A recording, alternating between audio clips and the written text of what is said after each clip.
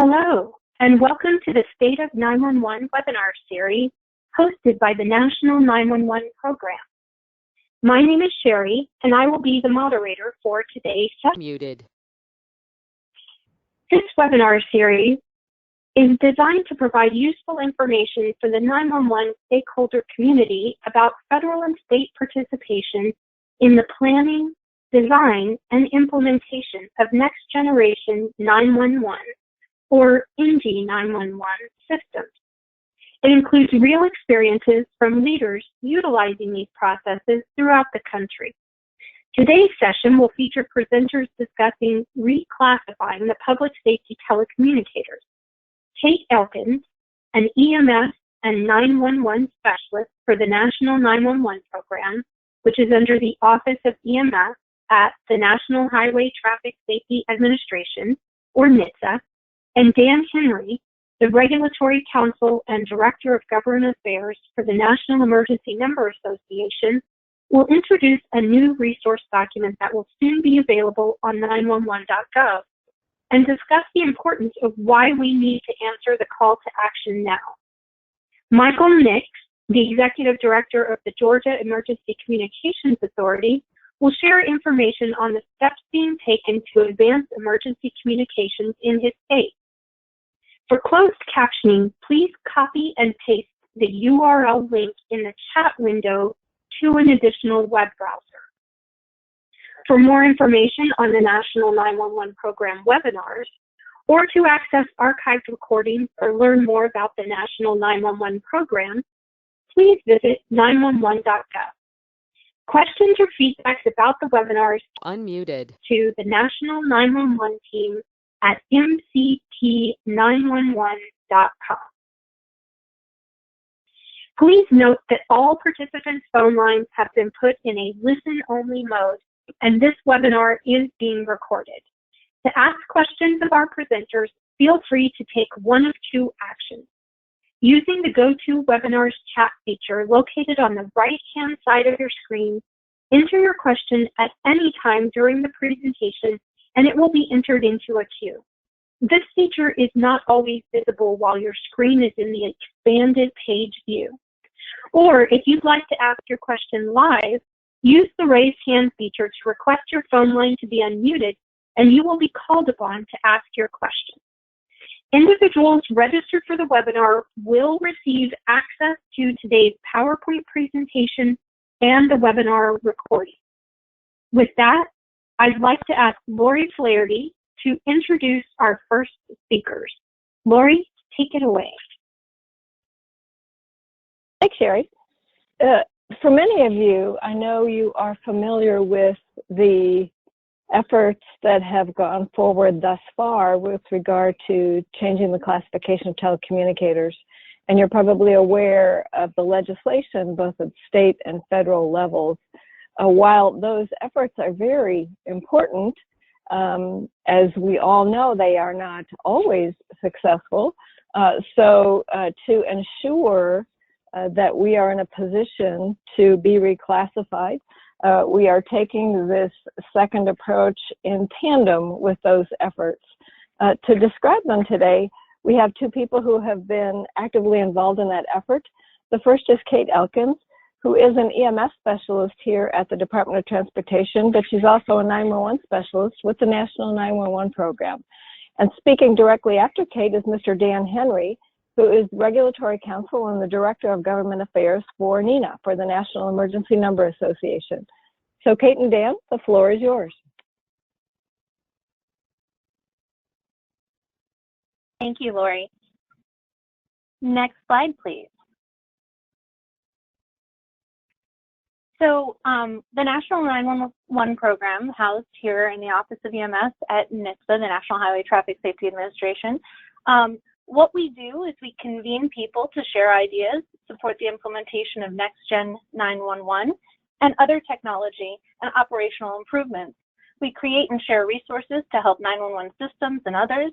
And then we also administer grant funding with another federal agency, NTIA, at this time. What we can't do is we can't do anything that lobbies Congress for action, requests funding, or mandates activities for states and local entities. So we have been approaching this challenge of reclassification from a non-legislative approach. Next slide.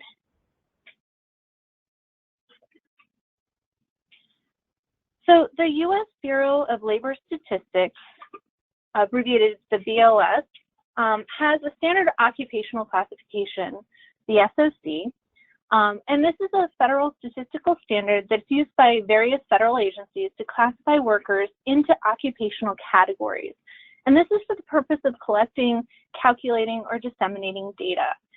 The BLS Standard Occupational Classification, or SOC, is one of several standard classification systems established by the Office of Management and Budget.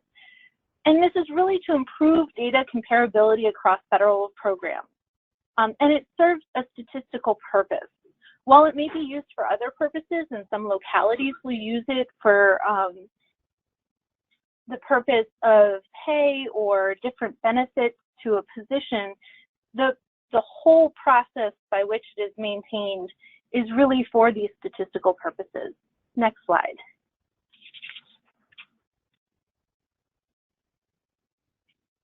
So the Standard Occupational Classification has detailed occupations where if you have similar job duties, and in some cases skills, education, or training that are in a similar nature, they're all grouped together.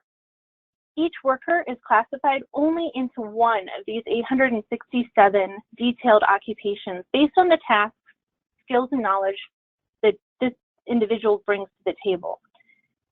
Unlike any congressional office, when you are trying to make a change legislatively, the more people who contact their representatives, oftentimes that has benefit. In this situation, the Bureau of Labor Statistics and Standard Occupational Classification, when they are reviewing and revisiting revisions of it, they really need important data. They need clear, logical arguments with data in order to make a change. They don't care how many contacts they have. Next slide, please. So in 2018, the Bureau of Labor Statistics endeavored to revise the Standard Occupational Classification. It was a significant process. It involves getting data from reliable federal sources, which includes OSHA and other federal entities that would have work-related data for these populations. And then they also sought out their own data for specific job descriptions that had requests for reclassification. When the committee polled 1,000 job descriptions at small, medium, and large public service answering points, PSAPs, I'm still somewhat the new guy in the office. The large centers, large, medium, and small centers described the work of their workforce primarily as clerical, taking calls and entering information into a system. Most of the data that came from OSHA described workplace injuries that were related to clerical work. So this data, which is used for the potential revision, really indicated that this job was not different from a clerical job. Next slide.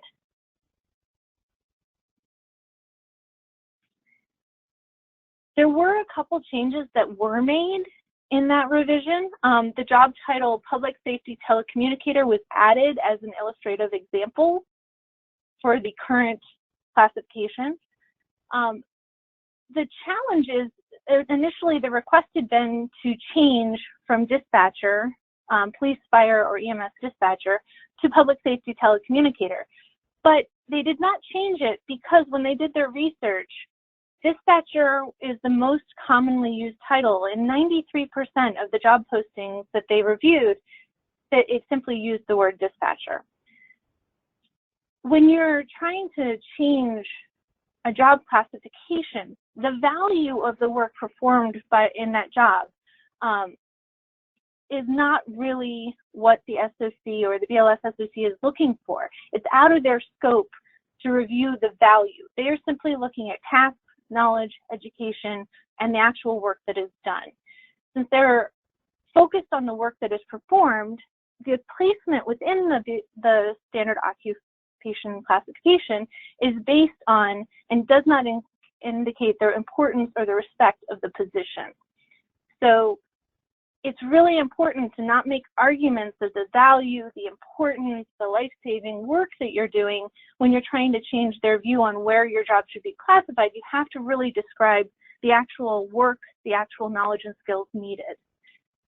So as a result of their review and the revision, police, fire, and ambulance dispatcher was not reclassified. The Standard Occupational Classification is not organized by industry with a common purpose, but by the type of work. And the work performed within this classification includes speaking to callers, listening, and collecting and entering information into a system. This is what they found when they surveyed those 1,000 jobs. Next slide. So I understand how frustrated everybody was that there was not a change in the last revision. And it seems like a revision that's going to be done in 2028 is very far away. However, in order for that revision to be completed in 2028, they're going to start gathering data around 2024. And if we're really going to make a change, we need to get everybody on board now and get everybody to take action within the community to start updating job descriptions and start providing better data to the Bureau of Labor Statistics for this next revision. Next slide. So on this slide are the different types of information that the Bureau of Labor Statistics uses when they review a standard occupation classifications job. They're going to be looking at the nature of the work performed, how the work performed is distinct from other detailed occupations within the SOC. How are you set aside? How are you different from the person who's dispatching a taxi, dispatching a truck company, etc.? They're going to look at job titles. They're going to look at the number of jobs or workers within an occupation, who the employers are, what education and training is required, what licensing, and what tools and technology are utilized. Next slide, please. So we are here to help the industry to try and make a change and to move forward. And so we are asking you to help us to progress this profession. Next slide, please. Again, what we can do is convene stakeholders and to help make decisions and take action, and we can create and share resources to help the 911 systems and to educate others. So we have created some resources, and we are doing these webinars and other presentations to try and bring everybody together for a common cause to take action. Next slide. So 911 and the whole environment in which we work is changing. When I started as an EMS provider 23 years ago, most of the people who were on the road didn't have a cell phone and would call 911 from a payphone. You oftentimes would get 1, maybe 2, maybe 3 calls, and most of them were landline calls. Muted. Things have changed in our environment.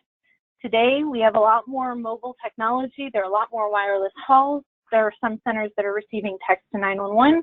And Unmuted. Next Gen 911, you're going to have all different kinds of media coming into the 911 center. As 911 changes, we need to adapt, Muted. better describe all of the work that our telecommunicators are doing. Next slide. But the list is there and can certainly help you guys. The job of a telecommunicator is really significant. It's detailed. It's not simply answering the phone and entering into a computer system a little bit of data. This job has changed significantly over the years. There's an increased amount of knowledge that is required. There's an increased amount of skills, and there are increased abilities that are required for those who are working in these positions. Everything from understanding the laws and statutes, the technology that you're using, social media, and as we get into video messaging, that's really going to change things. Next slide. And next slide. Okay, so one of the things that really, back one. One of the things that really struck us at the National 911 office is in doing a little bit of research into this and working on this document that we're going to be presenting, we discovered that job descriptions for dispatchers, telecommunicators, whatever they are using for the job title, have been really out of date in some jurisdictions. Some of the job descriptions were found to be older than the employees that were filling them. If you have not updated your job description in 20+ years, how are you at all describing what we currently do in a 911 center? So when did you last update your job description or title? Do you actually have an accurate description of the work that your employees are doing? As a telecommunicator, do they actually describe all of the things that you're doing in your job? Do you have the ability to update your job description and your job title on a regular basis? Are they being updated every 1 year, every 3 years, every 5 years, every 10? It's really important to realize that these job descriptions, if left out of date, are not helping you advance your profession. Next slide. So here is your call to action. We need the whole 911 industry to work on improving job titles and job descriptions. And we're going to give you some tools to help you do it. Next slide. Unmuted. Coming soon to 911.gov, there will be several different documents. The guidelines for developing a Public Safety Telecommunicator job description report, which is developed to really describe the need for and simplify the development of improved job descriptions for the industry.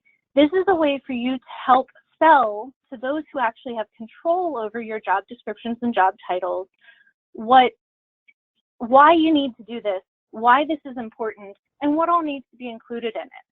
There will be a list of many public safety telecommunicator responsibilities and key job skills.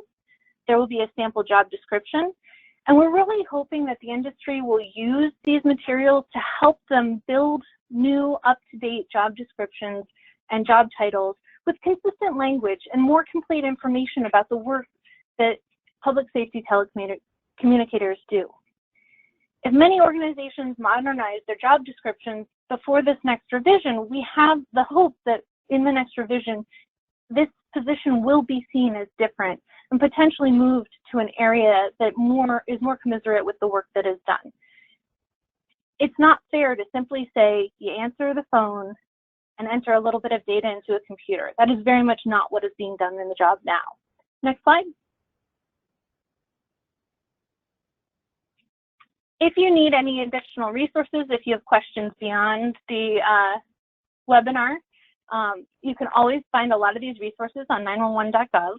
We will be posting the resources that I've been talking about on 911.gov. You can also email me or call me in the office. I'm happy to help.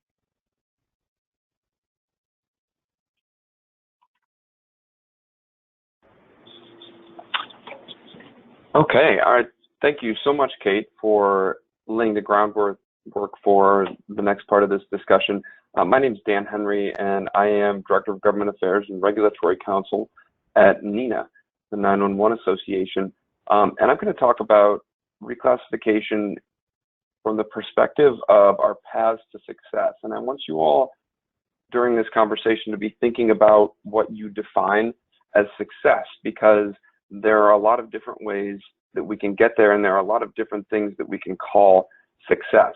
And a lot of them go far beyond the reclassification that the 911 Saves Act calls for. So if we could advance the slide, we can also skip this slide. I assume most of you know what NENA does, Standards Education Policy. If not, feel free to email me, and we can talk more about what NENA can offer. Yep, let's go to, yes, paths to reclassification. So here's a quick overview of what we're going to talk about today. I'm going to try and keep it quick and keep it high level. The first is the difference between reclassifying at the regulatory level through a regulatory path and reclassifying through a legislative path. They're going to be a little bit different, but ultimately get to the same thing at the federal level. Then I want to talk about reclassification at the state level, which is really going to take us on a different path, and I think where the discussion is going to get really interesting. And then at the end, I'm going to give you guys some takeaways and some action items to try and put a bow on this so that it's easy to remember and easy to act on. So if we can advance. So a quick sort of civics 201 lesson here. In terms of the regulatory world versus the legislative world, anything that is regulatory, so anything involving Bureau of Labor Statistics or the Federal Communications Commission or the National 911 Office, all of those places, all of those functions fall beneath the executive branch of government, so the Oval Office. The actions of the Oval Office are at a very high level taken to fulfill the demands of Congress. So Congress passes laws, the executive branch carries out those laws. At some point in history, and as oftentimes happens, the executive branch does not necessarily carry out the laws in a way that Congress intended. So Congress has established a series of parameters inside which the executive branch has to act, which is where we get to our first bullet point, accountability through process in the regulatory reclassification world. So when the FCC has a proceeding or when the Bureau of Labor Statistics decides that it's going to reclassify, it has to follow a process. It has to follow rules that dictate how it reclassifies or how it sets rules.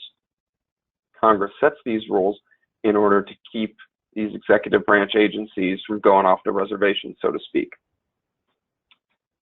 Now, on the other side, inside Congress, the accountability is through consensus, and members of Congress are bound by voters.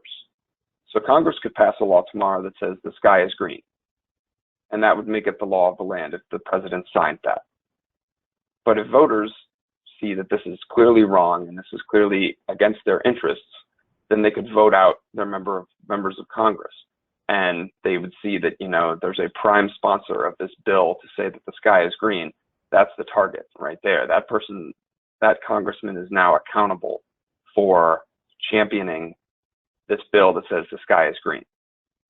So that's how we keep Congress accountable.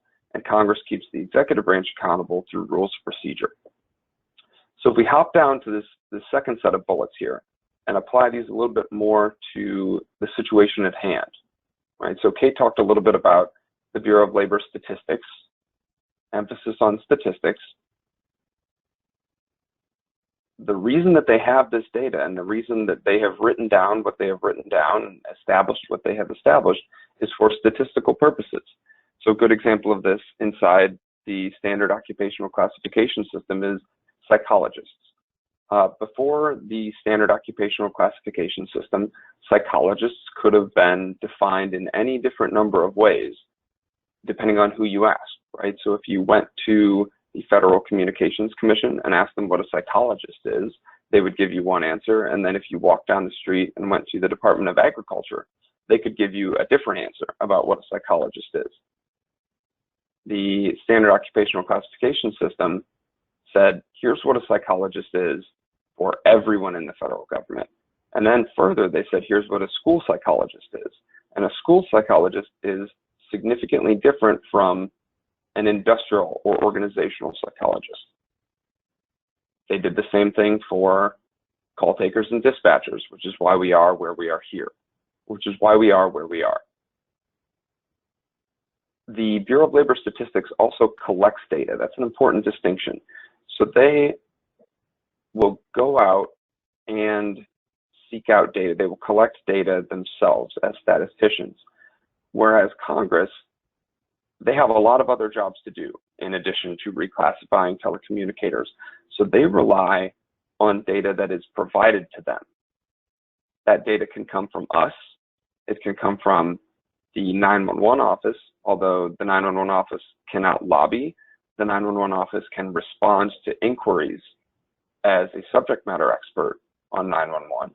So if Congress reaches out to Lori or Kate and says, can you tell me this, then Lori and Kate can say that, but they cannot go out of their way to initiate a conversation and then say, we don't like this bill that you're thinking about passing.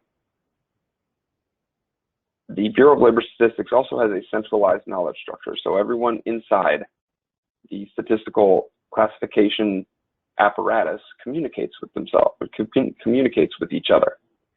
Whereas in Congress, offices often don't communicate with each other. And so you'll get a situation where an office may know something very obvious, and then another office right next door has no idea about that. So these are all things that we need to take into consideration when we're looking at strategies. So let's advance to the next slide.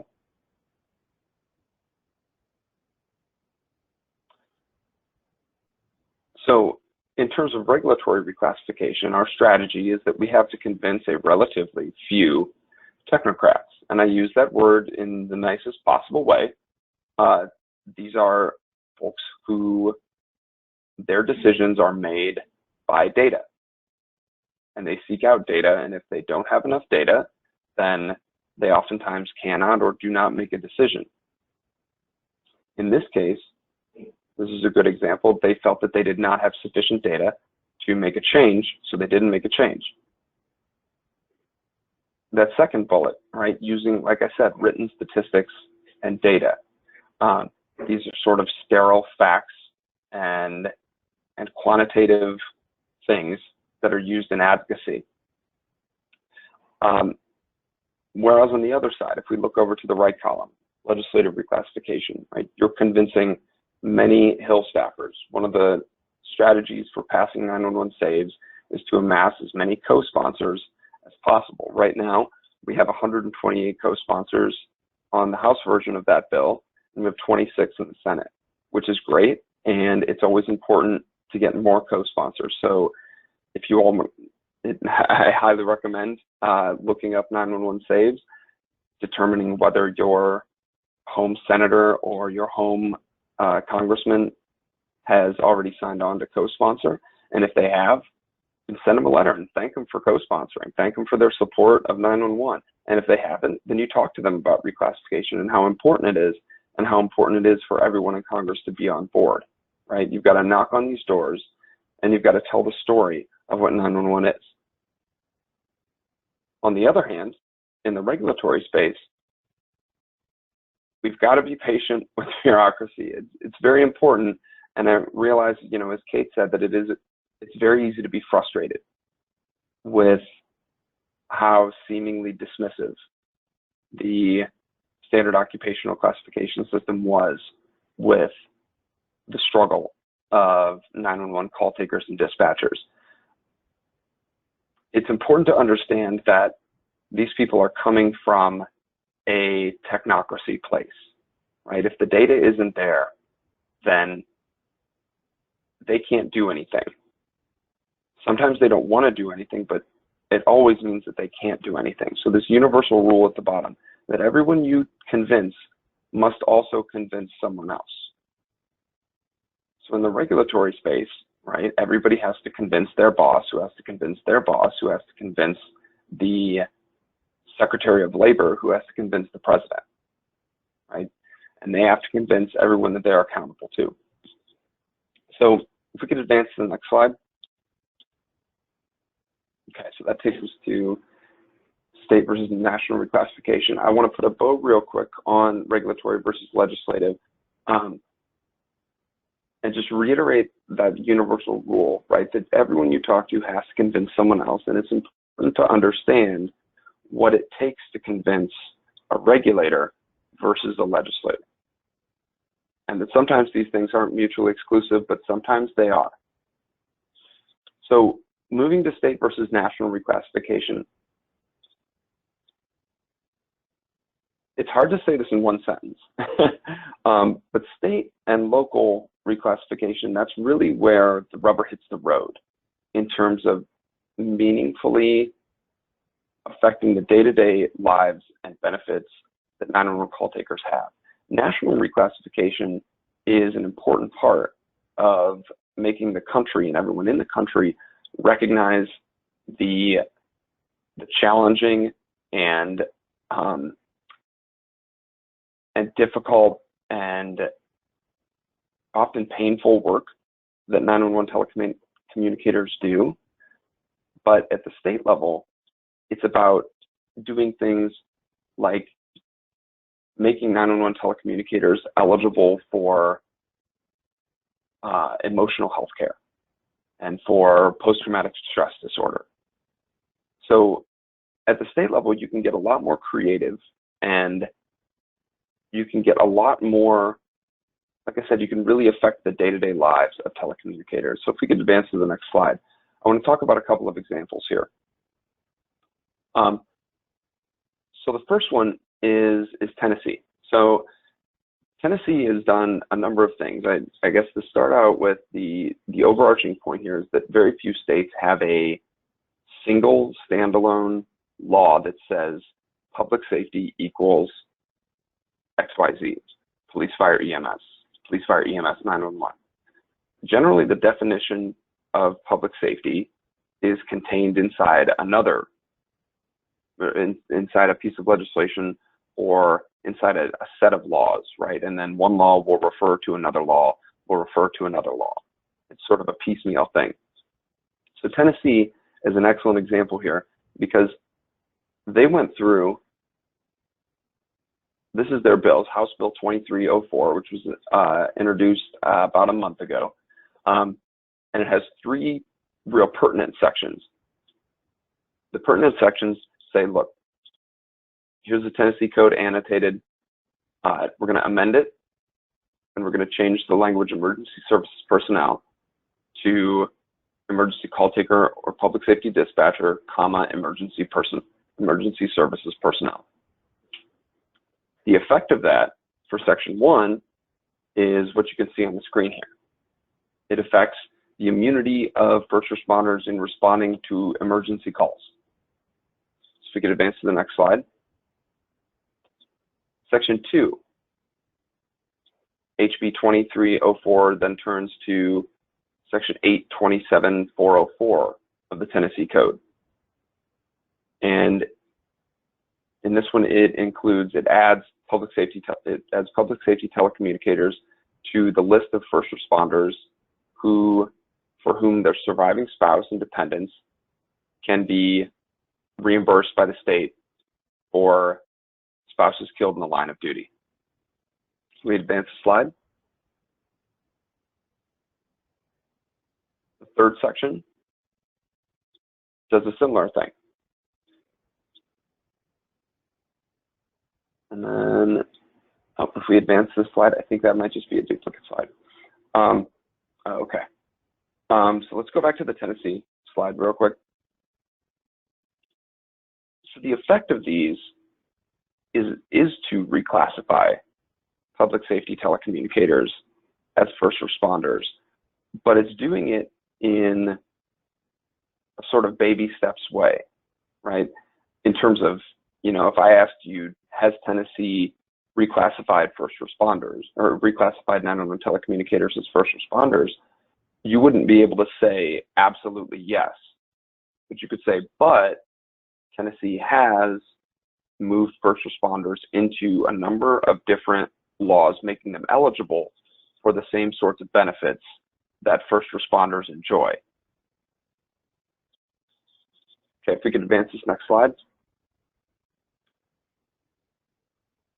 So Colorado Senate Bill 2026 is another good example of this. So the original legislation or the original language of the law for workers' compensation for psychological trauma did not include eligibility for psychological trauma suffered over only an audible means.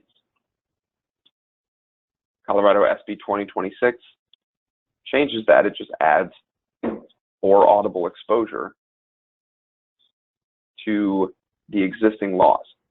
So in many cases, you don't need to invent, you don't need to create a standalone bill that says 911 telecommunicators are first responders.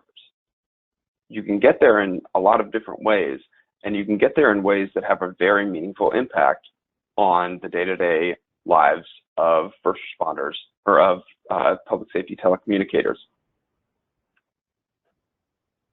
Generally, so in contrast to these, I don't have a slide for it, but I wanted to mention briefly, generally, these sort of declarations of 911 telecommunicators are part of public safety come in the form of resolutions. So a resolution, therefore, be it resolved that XYZ. these are often sort of symbolic and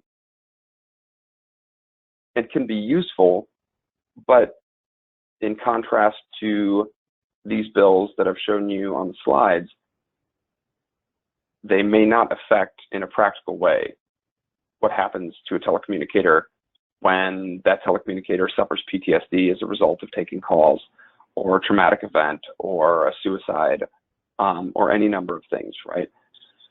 If we could advance to the next slide.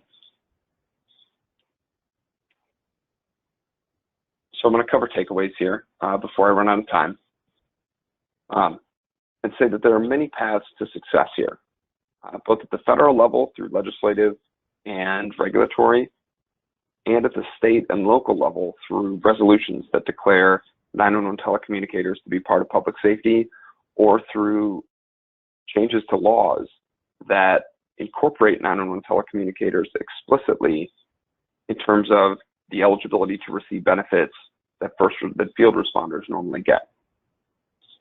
For a lot of this, you don't have to reinvent the wheel. If you take Texas, for example, right? A number of the Texas bill, I believe it's 1090, passed last year.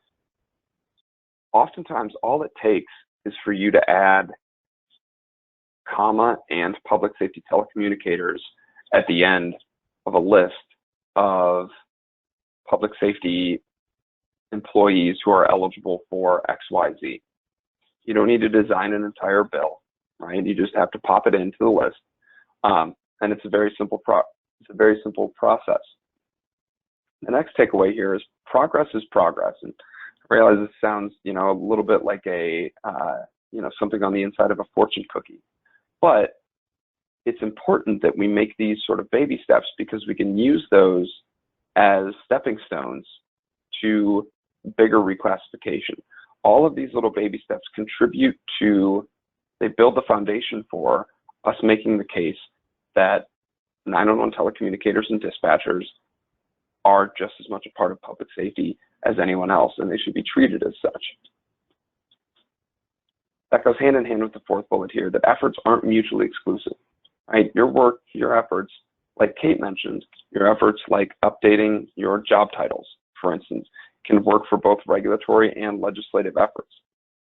When we look at the pushback provided by the House Education and Labor Committee against 911 saves earlier this year, they were essentially echoing the same concerns that the Bureau of Labor Statistics made a few years ago when we tried reclassification at the regulatory level. So at this stage, at the federal level, the arguments that you make toward changing through a regulatory mechanism can also be the arguments that you make toward making a change at a legislative level. Fifth bullet, information sharing is key, right? You've got to share with the 911 office so that they know what's going on out there and that they can relay that to federal policymakers. Share with us so that we know what's going on out there, so that we can relay that to federal policymakers. And the last bullet is that no matter the outcome of this federal legislation to reclassify, we're still going to see success at the state level, and we're still going to eventually see success at the federal regulatory level. We'll make it happen. If we could advance the slide. That's all I have today. If you'll have any questions, feel free to email me at dan@nina.org or at any of these on this slide. Thanks, Dan. And thank you also, Kate Elkin. So now we'll start the QA portion of our session. And as a quick reminder, to ask a question, please use the GoToWebinar's chat feature located on the right-hand side, or press the raise hand button. Sheila? We have a question posted. If a number of states take steps towards PST recognition as public safety personnel, will this statistical data influence the OMB process?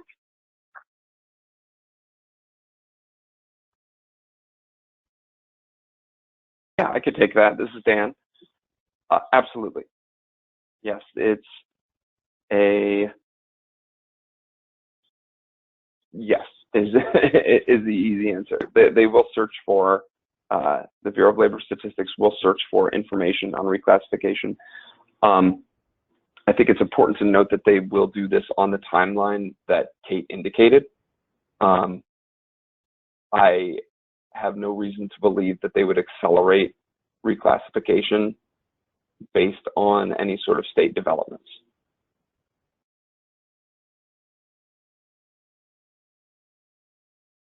Thank you.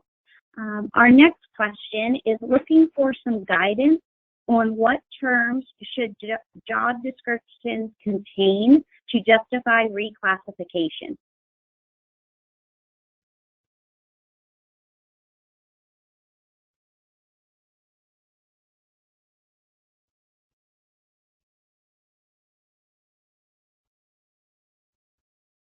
Kate or Dan, does one of you want to answer that question? Sorry, this is Kate. I can answer that. We have put together, and we will be posting it on 911.gov this week, hopefully, some guidance in the form of a document with a sample job description and some sample terminology to really help them to hopefully get more people to use the same terminology so that when the BLS SOC goes and looks at job descriptions in the future, that there will be more of that information included. So once that comes out, you'll have a lot of resources there. If they want to email me, I can also send them a copy. Sure. So thank you to both Kate and Dan. And I know we have some other questions coming in, and I want to move us on to our next speaker, but I will say this. If you've asked a question and we aren't able to answer it by the end of the webinar, we will be providing the questions to our speakers, and we will post the answers with the webinar file. Thanks. So Lori, with that, I'd like to ask you to introduce our next speaker. Thanks, Sherry. Our next speaker is Mr. Michael Nix, who is the Executive Director of Georgia's Emergency Communications Authority. Michael, that's only one of his hats, and he'll tell you about that. He has been in this job for a relatively short period of time, and Michael, frankly, is one of the best examples of what one person can do that I have ever seen. So when he gave an update the last time he spoke about what he's been able to accomplish in Georgia, I asked him to share it with us via webinar. So Michael, take it away. Hi, Lori. Thank you so much. Before I dive into my presentation, just wanted to provide a couple updates on what Dan and Kate had been talking about. This year during our legislative session, the State General Assembly, both the House and the Senate, have passed identical resolutions identifying 911 public safety telecommunicators as first responders. So we're very excited about that. And in 2018, we got public safety telecommunicators added to the list of qualified people that can benefit from our state-operated public safety peer support program. So to Dan's point, there's more than one way to be able to do that. We're continuing to look for other ways to make sure that public safety telecommunicators are represented as first responders in public safety in our Georgia code. With that, if you could advance to the next slide. I just wanted to provide a little bit of timeline. Like Lori said, I've been in this position a relatively short amount of time. I came on board as the State 911 Administrator July 1 of 2017. Prior to that, I was a policy advisor for our previous governor, and there was a bill that passed in the 2017 legislative session that would have created a local government 911 authority. It passed both chambers and was sent to the governor's desk, and made the recommendation that we veto the bill due to a couple inherent flaws. One, there was no state coordination, and that the funding to fund the authority was not present immediately, and there would be about 2 years that there would be a gap in funding for the authority. So After making the recommendation to the governor for a veto, I also made the recommendation that we create an authority by executive order and house it at our state's Emergency Management Homeland Security Agency that already had some very high level role into 911 and 911 planning. So with that, I made the recommendation, and like I said, I was on the governor's staff, but be careful what you ask for, because at that point, I was then asked by Governor Deal to come over and be the state's first 911 administrator. So if you'll go to the next slide, I'll show you what our organization structure looked like at that time. We were the local government 911 authority, and we just had one role, and that was for 911. Once I got over to the agency, however, I noticed that there were other emergency communications functions that were happening at the Emergency Management Homeland Security Agency, that there was no coordination even within the agency regarding emergency communications. And part of my role and responsibility when I took this job on was to draft new legislation that would address the concerns that the governor had in the bill, as well as address anything else that we needed to change. So at that time, if you can go to the next slide,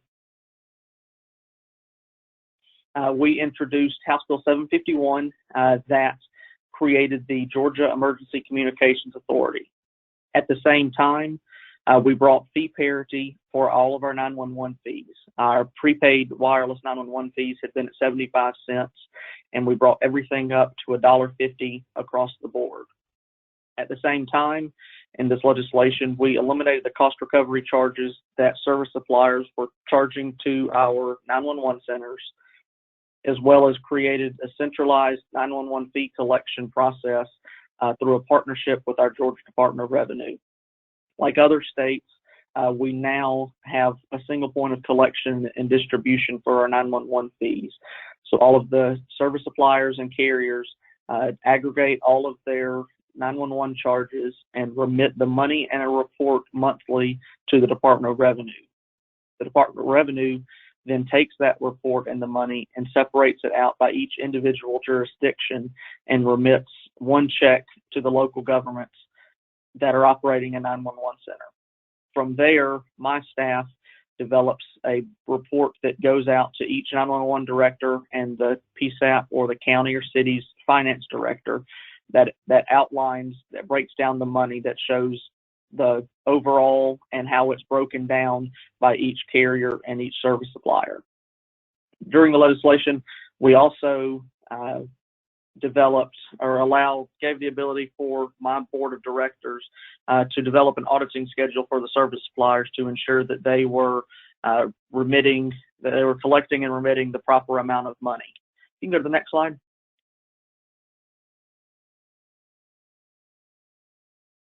So the new 911 fee process has begun, and it began January 1st of 2019, and all the service suppliers began remitting to the Department of Revenue. We just wrapped up in February, we just received, or the 911 centers received December's money because of the delay between the month of collection as well as the amount of time it takes for the vendor and the Department of Revenue to process it. So there's about a 2-month delay between when it happens and when it gets to the 911 centers.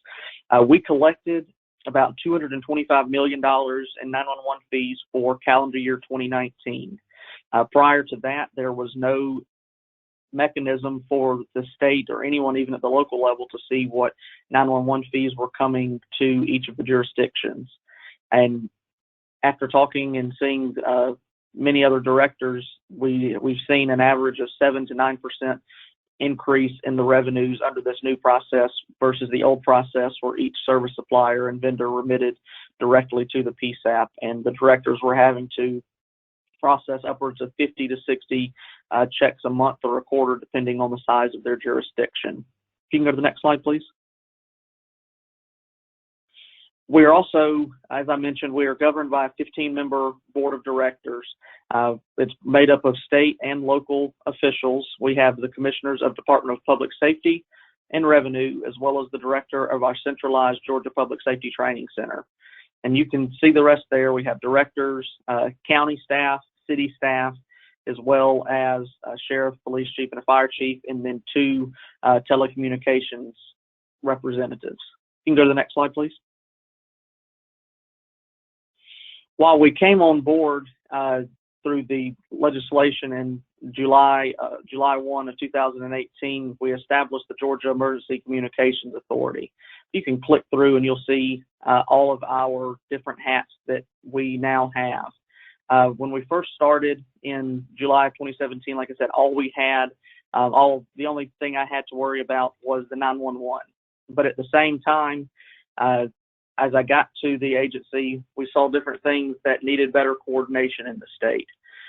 So in consultation with the Emergency Management Homeland Security Director, we put all of these offices, in addition to the 911, under the authority. And so I serve as the state 911 administrator, and since summer and fall of 2018, I also serve as the statewide interoperability coordinator. Our authority is the lead agency for ESF2 or communications during a disaster. So during a disaster, we handle the response for 911 centers and public safety radio systems, as well as working with the carriers and our private sector partners to ensure that they have what they need to make sure that service is not interrupted. And if it is interrupted, they have the resources that they need to get back online. We also have the public safety broadband and FirstNet portion up under the authority. We feel that it's very important that that FirstNet and public safety broadband is continued in the conversation with emergency communications and 911. We also are now the department responsible at the Emergency Management Homeland Security Agency for the alerts and warning process.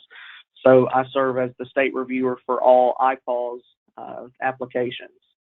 If you'll see below 911, we are also responsible for TERT, which is the Telecommunicator Emergency Response Task Force, which basically serves as 911 mutual aid around the country. And so we've responded both to Florida as well as North Carolina, and including 6 deployments within our own state after Hurricane Michael.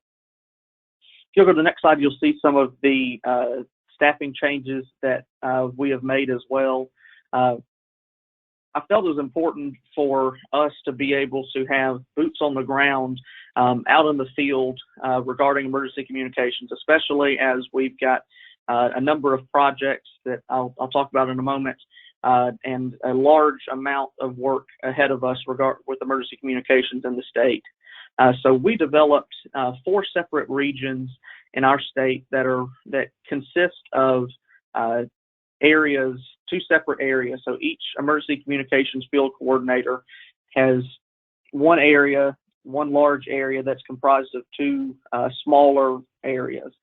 And so they are regionally based and will be responsible for working directly with our 911 directors, as well as our public safety radio system managers, to make sure that we have the most up-to-date information at the state level, and that if there's any information that we need to push out at the local level, to make sure that they have that information. Another role for our emergency communications field coordinators is when we are activated for a disaster, that we have someone in the 911 center that can feed us information directly to ESF2, because something that we found out after hurricanes Matthew, Irma, and Michael, that communications is the backbone of the response. And if no one can speak and no one can have service, that a lot of the rest of the operations seem to falter. So getting this direct information from the 911 centers and from the public safety radio system managers was crucially important for us, and we've been able to bring on these field coordinators. If you go to the next slide, I'm just going to talk about briefly one of our largest projects ahead of us. Right now, back in the fall, the state received from the National 911 Office nearly $4 million in a Next Generation 911 federal grant. And so we've broken that grant down into 3 separate phases that we're tackling simultaneously. Phase 1 is our Next Generation 911 Strategic Plan and Assessment. As I mentioned, I was the first true 911 administrator the state had ever had, and so we had no information at the state level, or very limited information at the state level, as to what is out there in each of the 911 centers. And so we've contracted with Mission Critical Partners to assist us with developing a survey and stakeholder engagement tool to be able to gather information from each of the PSAPs on technology, on operations, on network and network security. And then from there, we'll be able to roll that up into one system for us to be able to begin planning for Next Generation 911, which includes our EZNet and Next Gen Core Services procurement strategy. At the same time we're working on that, we're also working with our state GIS office to determine the gaps that each of the 911 centers have regarding GIS, because we all know that the heart of true next generation 911 is GIS and geospatial call routing. So it's critically important that we have the necessary standards and best practices and rules in place for our GIS data. So like I said, we've contracted with our state GIS office to assist us with that. In phase 3, we have contracted with our Georgia Public Safety Training Center to develop a new 911 Directors Academy. Right now, there's no class or curriculum for our new 911 directors, and so we are developing that academy, and we've performed an occupational analysis workshop last fall to gather some initial information from directors on what is absolutely critical for a new director to know. We're also working with the training center to develop 3 2-hour online courses regarding Next Generation 911 for frontline telecommunicators. We talk a lot about Next Generation 911 with the directors and with management of the centers, but I also felt it was important that we are educating our frontline telecommunicators for Next Generation 911 and what's coming to them. And so we've outlined 3 courses that we're going to be developing. One is an introduction to Next Generation 911 and what that looks like as a whole. Second is cybersecurity for Next Generation 911. And third is telecommunicator self-care in a Next Generation 911 environment. Because there's a potential for, once we transition Next Generation 911, for pictures, video, and obviously text messages coming into the 911 centers, and how that's going to change the 911 experience and sort of transitions a 911 center or emergency communications center into a number of mini fusion centers almost. And so we're just trying to educate and show what the potentials are for bringing that multimedia into a 911 center. And finally, we've set aside money for each of our 911 centers for block grants, and we have a training working group working right now to be able to define and determine what are the best classes and courses and curriculum that will help us accomplish these prior goals, as opposed to just giving a large sum of money to each of the directors and it not necessarily benefiting the entire agency. So this is just one of the many projects that we're working on, but this is very important for us, especially as we're beginning the transition for Next Generation 911. And with that, I am finished with my presentation, pending any questions.